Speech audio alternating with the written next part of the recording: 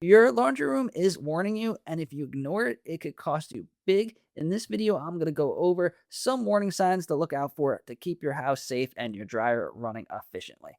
The first thing to look out for is if you see any dust or any heat when your dryer is running. You may notice you turn your dryer on, you come back, it's a little bit hotter than the other rooms in your house, and then you might notice a light layer of dust around things. This is a warning sign that your transition vent is either damaged or not connected properly. A lot of times when they get delivered, they're put on really quickly and then pushed back, and then they could actually fall off the vent itself, or depending on the vent that they're using, it could be damaged. Some of them rip really easily or crack really easily. The only one that I would recommend is Dryer Flex, and I'll leave a link down below for that.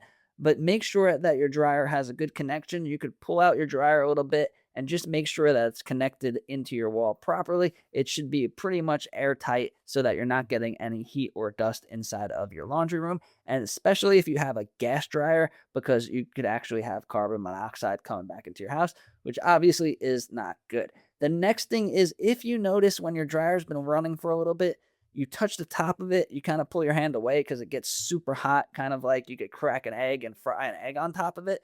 This is a warning sign that your dryer is overheating. The inside of the dryer, while it's been running for a little bit, should be around 125 to 150 degrees. If it's like 200 or more, then you'll start feeling heat on the outside. If it's room temperature, then you already blew out your heating element and you're going to need to get it repaired. But if you're getting way too hot, that means that it's clogged and you're definitely going to need to get your dryer vent or dryer cleaned or both. Next thing to look out for is a burning smell. This one could be super scary. A lot of people think this is because the dryer vent is clogged. A lot of people, everyone knows you got to clean your dryer vent, but a burning smell usually comes from a clogged dryer itself.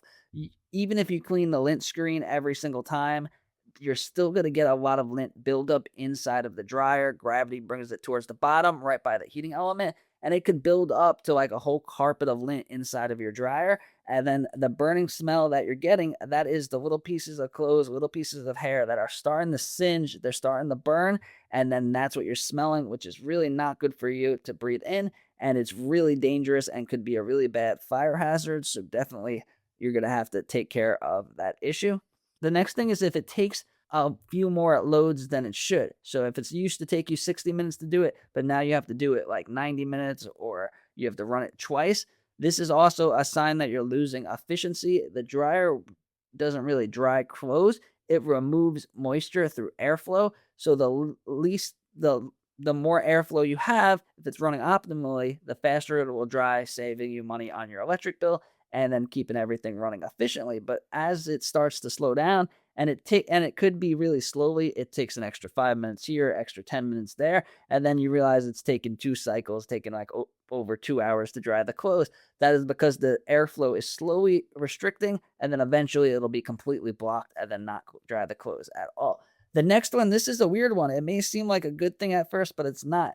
This is if you're not getting any lint from your lint screen, or if you're getting very little. You used to remember when you did your laundry, you'd pull out the thing and there'd be a bunch of it. You'd have to put it in the garbage or whatever. But now when you do your laundry, you lift it up and you're like, oh, I don't even have to do anything because there's no lint. This is a sign of reduced airflow, that there's not enough air getting pulled through your dryer. So most of these problems come from reduced airflow or having the inside of your dryer being clogged up, and you probably don't need to go out and purchase a new expensive dryer. So if you want to learn how to test your dryer's airflow really quickly with tools that you already have at your house, check out this video over here. Or if you want to just learn how to clean your whole dryer and the inside of your dryer, you could watch this video.